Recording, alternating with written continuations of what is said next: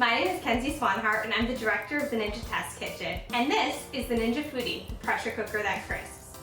The Ninja Foodie has 8 functions built into one compact footprint. So it is my go-to when I'm entertaining or when I'm cooking for the holidays. Not only does the Ninja Foodie have a pressure cooker and an air fryer feature, but you can use both of those features together to do what we like to call tender crisp.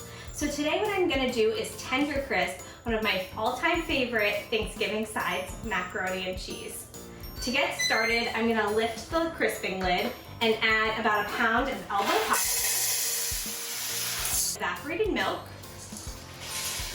and of course some spices. So I've got some dry mustard, I have some onion powder, some salt and pepper. Last but not least, we're gonna add some water. There's 4 cups of water in here, so I'm adding dry pasta straight to the pot. No need to boil the water first and then lug your pot from the stove to the sink. Everything is going to boil and cook together at once, so we're infusing moisture and flavor into those noodles so it's going to cook perfectly. And then at the end, I'm going to swap the top to add a nice crispy finish. We add that pressure cooking lid and I choose the seal position for our valve. Then I go ahead and choose pressure, high, and I'm going to choose 2 minutes. That's all it takes is 2 minutes to cook our pasta, and it's going to start building pressure now, and then it will start counting down as soon as pressure is built. Once the Ninja Foodie beeped to let me know that cooking was complete, I let it natural release for 10 minutes. Now I'm gonna go ahead and open my lid and give it a good stir. That macaroni is cooked, all of that liquid is absorbed, and it looks delicious. Now what we're gonna do is add all of our ingredients to make this a creamy mac and cheese. So first up, we're adding fast melting cheese. Then I'm adding butter. Again, I like to cube that so it melts evenly. And of course, some shredded cheddar cheese. This is all going to give it that creamy consistency that you love from a homemade mac and cheese.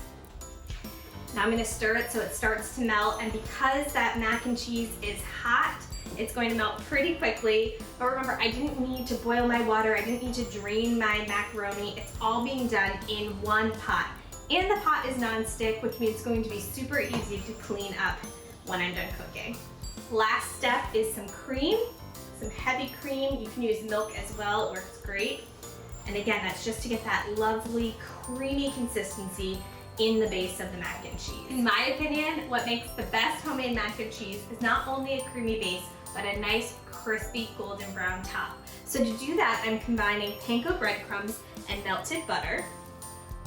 You want to make sure that that butter is incorporated evenly so that it gets the same even browning across the whole top. And then I'm gonna add my cheese right in with my panko breadcrumbs.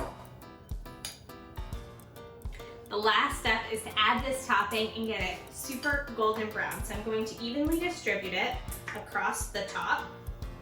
You wanna make sure you're covered edge to edge so you get a little bit of that topping in every bite. So now that our topping is spread evenly, I'm going to close the lid and choose air crisp. I'm going to lower the temperature to 375.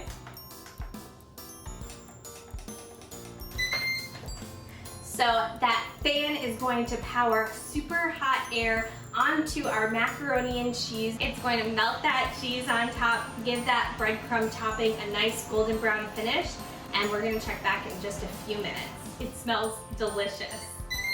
Look at that, in just a few minutes we've got a crispy golden brown topping, edge to edge. It looks absolutely delicious. Now I make this with mac and cheese, but it would work just as well with something like a sweet potato casserole or green bean casserole, any of those dishes that you want to make for your Thanksgiving sides.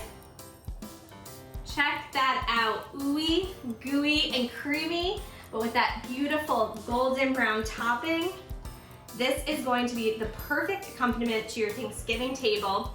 And of course, you can use the pressure cooking feature to make your mashed potatoes, use air crisp to make your Brussels sprouts and carrots. You can do it all in the Ninja Foodie 5-quart pressure cooker that crisps, and I think I need to dig in. Get a little of that creamy mac and cheese and that crispy, do you hear that crunch? Just listen, that crispy topping.